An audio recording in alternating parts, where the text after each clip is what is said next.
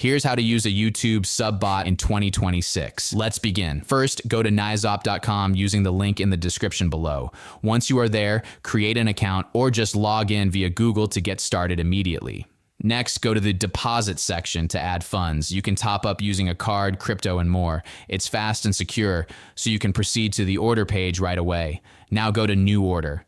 Click the search bar and type YouTube subscribers, then choose the first option. It costs $5 per 1,000 subscribers. Important note here, make sure your subscriber count is visible and you have at least one video over 1 minute long because shorts are not supported. From there, add your channel link and the amount you want. In this video, let's test this with 50 subscribers, then tap order now. The system starts working immediately. Here's how it went and the subscribers started coming in. I refreshed the channel after a while and you can see the count climb. It went from our starting number to the target amount smoothly. Go to Naizop using the link in the description below if you want to try this out. This is for educational purposes only. Don't forget to like and subscribe for more tips in 2026 and always adhere to YouTube's terms of service, so do this at your own discretion.